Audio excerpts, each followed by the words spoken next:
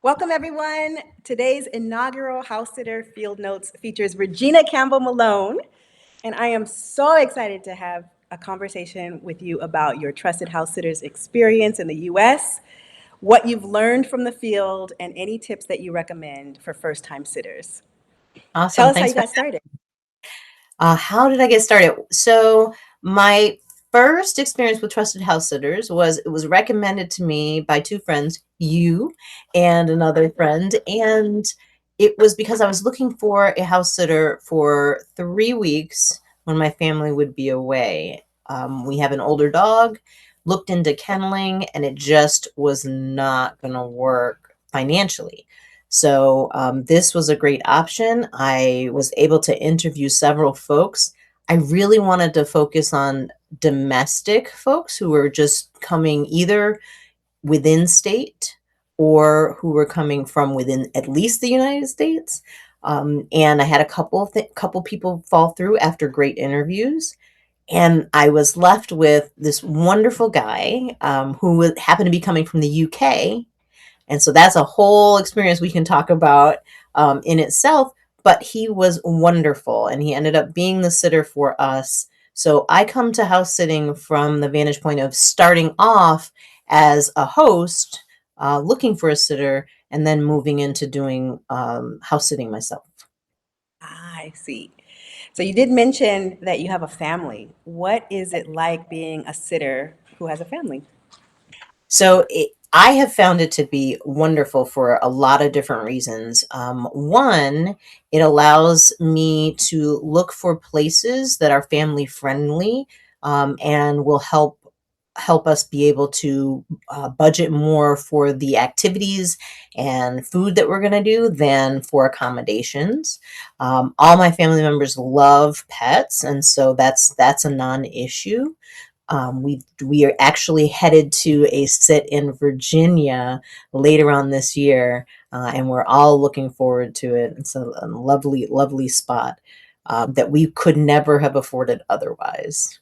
The I other love that. really great thing, yeah, the other really great thing about sitting as a parent is I love to help people.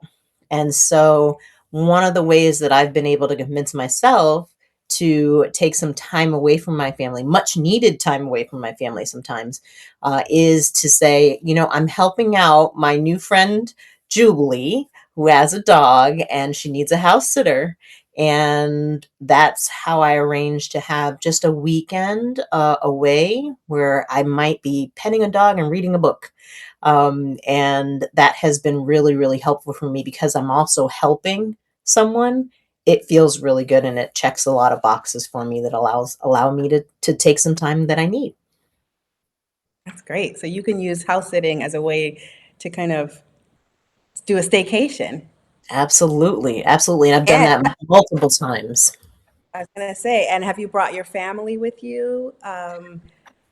Yeah, not for the staycations, because that part of the point is to travel, um, to kind of get away from the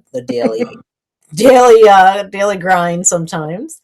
Yes. And but I do have one daughter who is heading off to college in about a year and a half, and so I'm looking forward to maybe using house sitting as a way, if she goes to school far away, as a way of being able to be close to her sometimes, when she needs mom.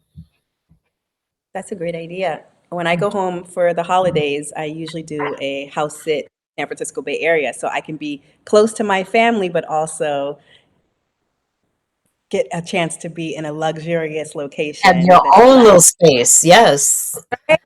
Oh, Yeah.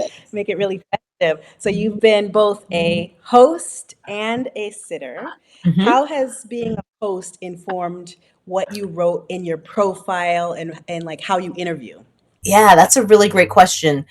So one of the things that I've done is taken, little tidbits and points from other areas of my life, and from looking at so many different profiles.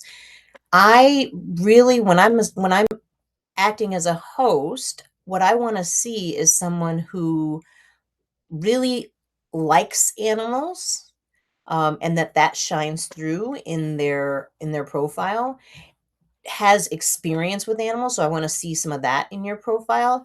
And I think what really helps a sitter stand out is to have some type of memorable tidbit, memorable story in their profile. It's very similar to doing any kind of interview, right? If you can have that, leave a person with an image of you, they'll remember, oh, that's the person that that watched three cows once on a farm, right? Which is a standout thing, right? Yeah. So on my profile, what you'll notice is that I tell a story about how once I had to resuscitate a pig who who had stopped breathing by doing mouth to snout resuscitation. Now, that sounds crazy, and that's a whole nother story for a whole nother podcast, but I bet you the people that read my profile do not forget that I'm the one that can save your dog, your cat, or your pig. If something critical goes wrong, they're not going to die on my watch. That is so standout. Unforgettable. I'm not sure if I've had Yeah. any experiences that extreme. We've had emergency vet visits, but I really Yes. appreciate you sharing that. That's another way that you stand out in your Yeah. when you're applying for SITs, is to say something like and show your commitment and your Yes. passion and your. Absolutely. Absolutely. The Mhm. other thing that I think is that your user profile picture can be another great way of standing out. Now, in mine, I happen to have a turkey sitting, a full-size turkey sitting on my lap. It's a great picture. Again, another visual that will make my profile stand out from other profiles. I love that. We're in sync. I have my one picture of me holding a chicken There you in go. is as one of my profile pictures. So let's say Yeah. more. Like, tell us more tips and tricks that you can share about how to have a standout profile on the Trusted Yeah. House Sitters app. Yeah, I think allow your personality to come through. Again, it's very much like any job interview situation, right? You want to make sure that they feel connected to you right away, and that you leave them interested and maybe even have a little teaser in there that's a tidbit that they can ask you about when you end up talking to them. So that is my sort of takeaway of how to get the interview, and that is really the Hmm. goal, is right. You want to get the interview, and then it's up to you to land it. And I have a lot of faith in myself that once you see me, you're going to want me, right? And so it is about using your profile to get the interview.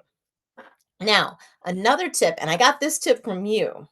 One tip that had no idea about is that a lot of sits will disappear from your list right away. And the reason is because they're so in such a popular location or at a particular time that folks apply from them for them immediately. And so what I would do is I would hit apply, and I would type up my little personalized message to people. And I know, and Jennifer's like, rookie mistake. And it is, it really is. You have to have something ready to go. And I've even used something like full message to come. I'm interested, right? Like something quick. If you really want Yes. that sit, you have to be one of the first four people that respond, Right. or that sit will show up as reviewing applications. And there is nothing like seeing a sit that works perfectly for you, time wise, location wise, animal wise, and then not be able to see it again. That's right. Right? Oh, Yeah. fantastic points. What I like to do is create favorite lists. I think we've talked about this before. You know, put some hearts on the locations that you really want to go to. You know, I started out looking at Costa Rica sits, and I would see these fantastic homes, amazing views, and I just started liking, liking, liking. When you do that, that makes you kind of like first to know. Mhm. You get first notified when that house or that host is posting a listing. And having a pre-made application in your back pocket that you copy and paste that goes a long way so that you could be within those first four people who apply, right? And Absolutely. sometimes I have, like, if I don't have time, like maybe I'm on a shuttle bus in the mountains of Costa Rica and I'm looking for the next sit and I'm headed to the next sit. I have sent the first paragraph of my copy paste message just to slide in and hold my spot as I That's have right. officially applied. Yeah, And then I send the follow-up information that might tailor and say specifically the names of the pets or absolutely. mention That's the a dates. pro tip right there. Thank If I you. don't see my So pet's I'm glad you name were. in your message ever, nope, I'm good. Say that again. If I don't see my pet's name as a host in your message, I'm not even sure that you have read everything, right? You may have stopped when you saw the location and the date, and I'm interested in someone who plays the game the way it needs to be played. It's about the animals first, right? And the Yes. rest is all icing and bonus, but it really is about the animals first.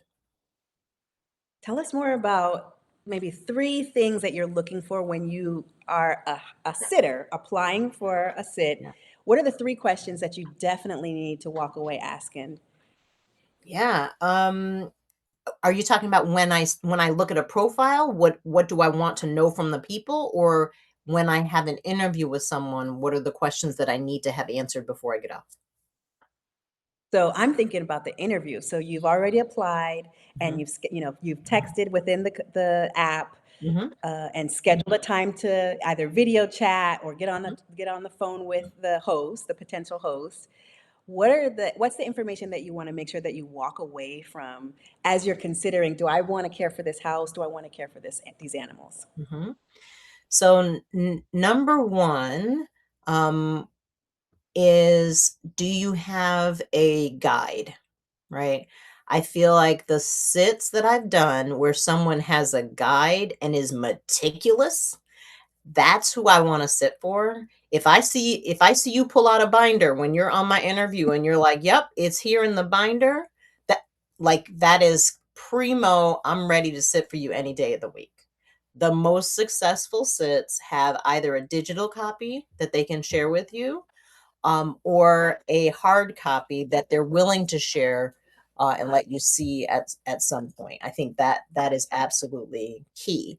You've done the thinking required to leave your animal in great care with someone else who may need to know who your vet is and where they're located, what medications you might be giving and what the dosing is, anything, any weird little nuances about your pet that they can think of at a time when they're not stressed and running out the door for their stay away, right? So I think That's great. number one is that guide. Number two would be how I love it when someone has the animal and wants to show me their animal right on the interview.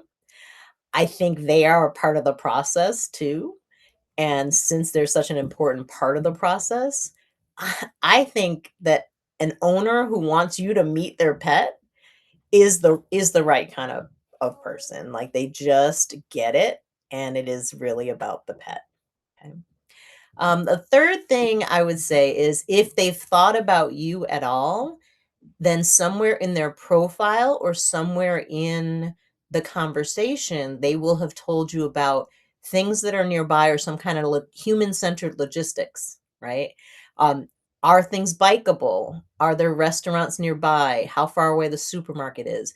That type of stuff. Like they might ask you, "Are you bringing a car?" Or Mhm. might tell you up front, like, "You'll need a car for this rental," that type of thing. If you have done some thinking about me as someone who's gonna be in your home, then you know kind of what my needs might be while I'm there, depending on the length of the sit. So I think those are the 3 things: a guide, showing me your pet because you're proud and want that pet to be a part of this process, and 3 is you have thought about the human side of the sit too, me. Excellent advice.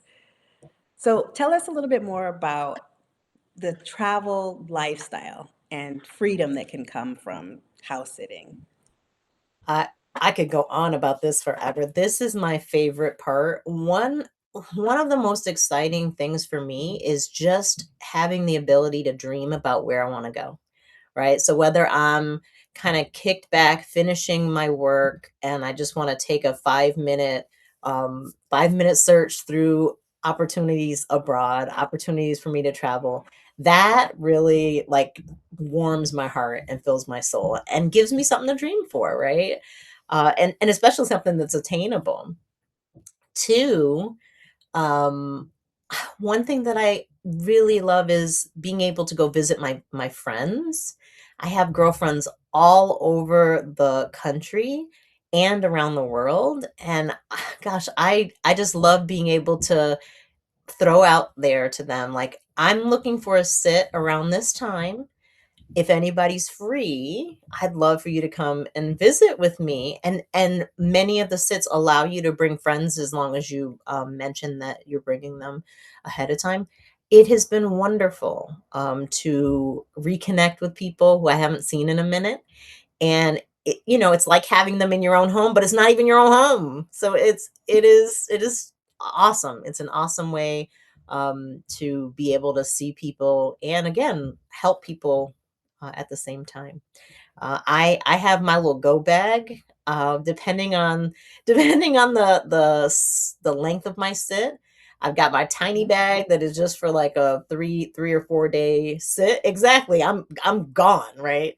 And then I've got my little suitcase that I know what I need for a slightly longer sit. I have my sort of ready-made list of things that I need depending on how long I'm going to be away.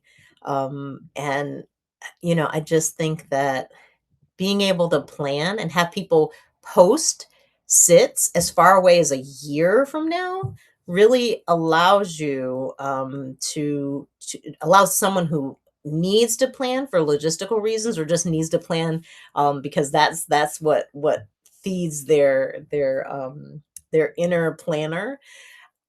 There's so many great options that you can find a last minute sit or you can find a sit well in advance, and that gives you lots of flexibility. Lots of flexibility and options. I love how you're using searching for house sits as like a pastime and a portal to dreaming. Oh my I think gosh, everybody else is like on TikTok, and I'm like Australia, UK, like where do I want to all go? the places, all the places. Exactly. If you want to go to the UK, you can go Exactly. any day. Oh, there's so many in the So UK. There are many, a lot of so sits in the UK. yep. So I want to ask you a little bit more about advice for first-time sitters. Um, what advice would you give someone who's preparing for their first sit? You mentioned that you have a checklist, you have a go Yeah, bag. yeah, You're a pro, so we know that you have the rhythm down. yeah. And within our school, we're going to be sharing more of the checklist. This is what I do when I first arrive, Mhm. etc. Can you share a little bit more so that our first timers, our beginners, we're talking, I've never even done a Yeah, sit, I haven't even yet purchased my membership. yeah. What should beginners be focusing on? And then where do you want to caution them not to overthink? Like, don't even worry Yeah. about that. Yeah.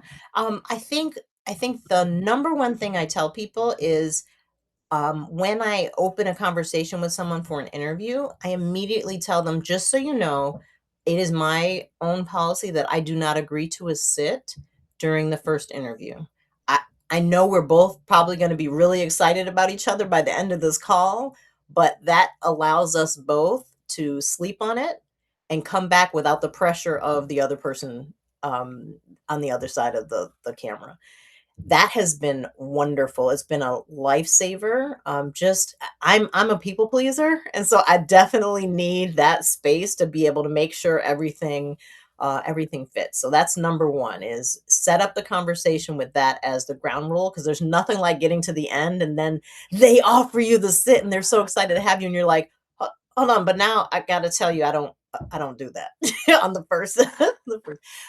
Secondly, I think I would say if you have a local sit and you can go and meet the person, that I think that's always the best, especially times where someone is not going to be there when you're coming to sit, right? So on occasion, it happens that either the person's flight is super early, Mhm. or they're leaving right from work, for whatever the case may be, that you are entering into their space when they're not there. So I think I love the idea of getting there before they leave, just for a meet and greet, not only for the people themselves and for me, but also for the animal too. I think you're coming into that animal's space, and sometimes they're small and they don't care if it's a gerbil or what what have you. It's a little less important.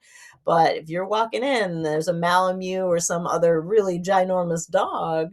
It's nice if you've already met them and have an idea of how they react when you come to the door. Because when their people are there, that's when they're going to be their most protective, probably, right? So you're going to see what that looks like, and feel more comfortable. Regina, you mentioned really great boundary of setting expectations beforehand. I Mhm. think that's fantastic advice. Yes, Um, I always say, well, I need a sleep. Give me 2 sleeps before I make a decision. I like that. So I love that you're also thinking that way. Um, I want to talk a little bit more about communication and boundaries. Mhm. And so you also mentioned, after you're talking about boundaries, but you also mentioned um, the onboarding, like showing up a little bit early, maybe the day before the sit officially starts.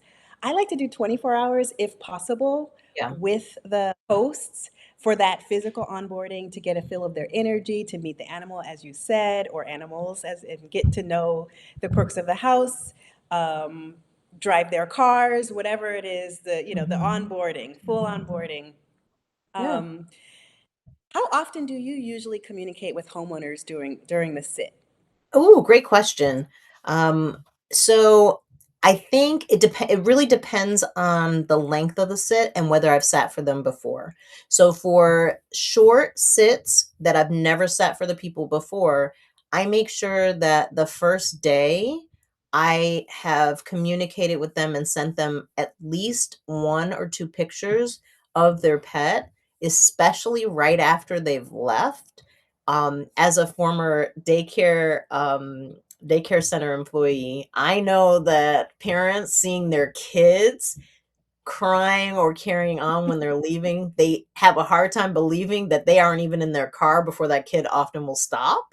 So I use that again, I use all these little pieces from other parts of my life to say, yes, I think that pet owners would like to see their pet relaxed and doing things that they normally would do when the pet parent is there.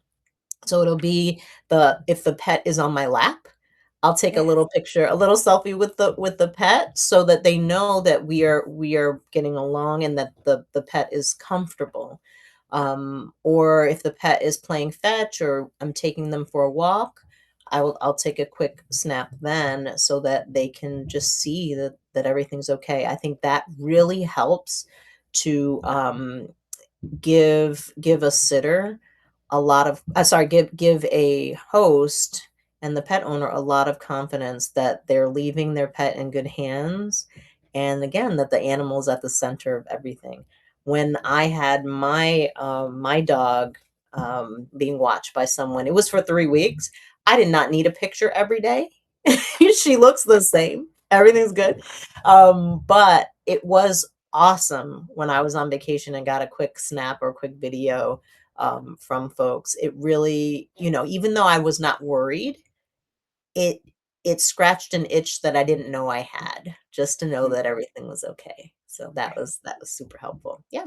And it really is just a picture and a quick hi, right? Um, Now on occasion, I've had to ask where something was in the kitchen, Mhm. um, or I'm trying to think of what else. Or if the door was sticky, right? So Uh-huh. there have been times where I've been like, "So this was sticky when I came. Is that normal?" Just to make sure I don't get locked out of a house. That type of stuff. No one ever has shown had any issue with me contacting them, whether they were on vacation or business or what have you, for things like that. Again, the pet is at the center and keeping me comfortable. is also a good thing for a host to want to do. You are sharing so much wisdom. I can see why you get invited back time and time again. Yeah, I gotta tell you though, nothing gets my head big like being invited back to visit with my new little friends. So I just didn't until I went back for my first repeat sit, and this little dog, my man Romeo, um 14 years old, and when the door opened and he saw me, oh, did he flip out, and I was just like, "Oh my god, he remembers me, that's amazing," right? That is that is, like, max aura right there, totally, like, really, really, made me feel good about the time we had spent together being memorable, and I know it's silly, but the love from an animal can be just one of the purest forms of admiration, and that really filled me up. So I've been invited back. Let's see, I've done 6 sits, and I've been invited back for 5 out of the 6. The 6th one just hasn't had another trip since.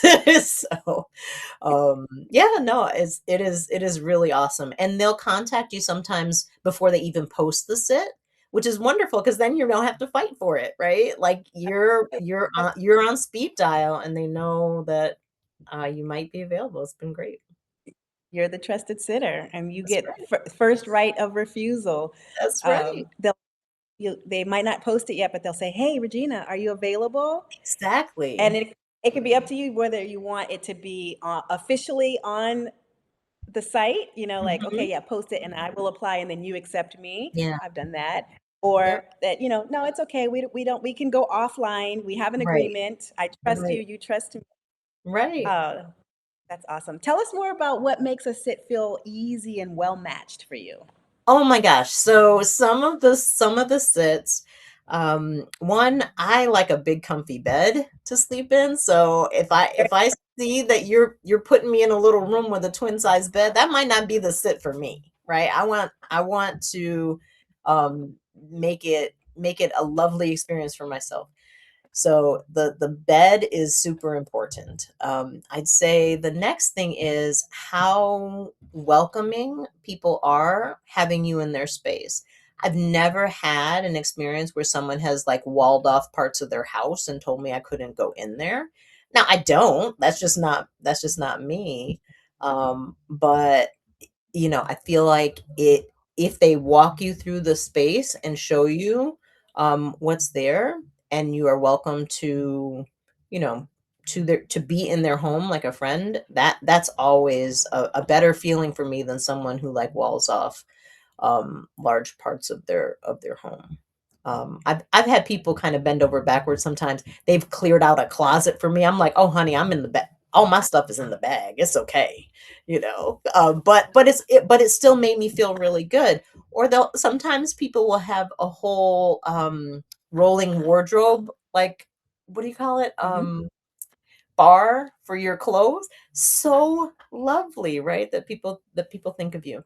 And then the last thing that makes me feel super welcome is a lot of folks will put together just a little, like, um, box of treats for you, whether it's like they go and get some of their favorite snacks from Trader Joe's.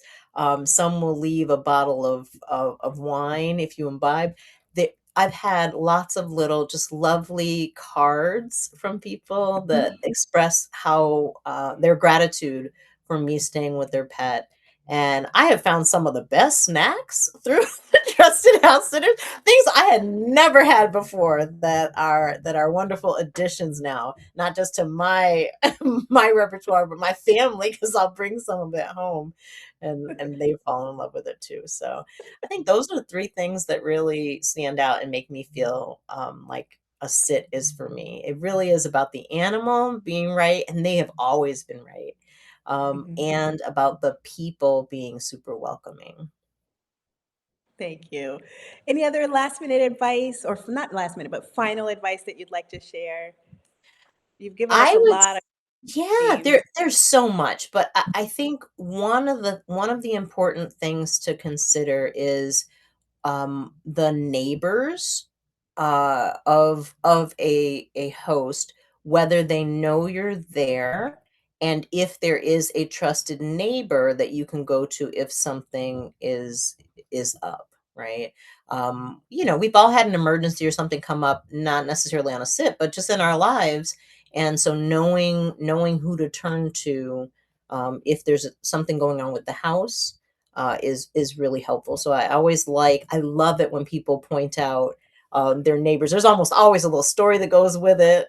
That's Joe. He's lived there his whole life. They will tell you all of somebody's business, but I know I can go to Joe is there on good terms with the host. And I think that has been a wonderful source of getting to meet new people, not just the host, but sometimes the people that live around them. And I think other trusted house sitters can attest to that too, that you've sometimes made friends with the people's friends who you've sat for. So if you are someone who loves people, loves animals, and loves to travel, this is a win-win-win situation for you. And it only gets better by curating and choosing sits that draw you in for some reason. If you've always wanted to visit Alaska and there's something in Alaska that will bring you to the place that you've always wanted to go, that is the sit for you. Um, I think it can be a wonderful addition to an already full life. Thank you so much. Thank you. So much wisdom, practical advice. I think that you've really helped our first time beginner house sitters get an understanding of the joy that is embedded within the lifestyle and how Mhm. flexible it is and how it's not just for solo people, that you can have a family, you can travel with them or get away from them through house sitting. And Pro I tip, really pro tip. appreciated hearing all the pro tips that you were sharing with us, just dropping all this wisdom. So thank you so much for your time. Thank you. I appreciate you. Yes, thank you for sharing. Okay. Now Yay!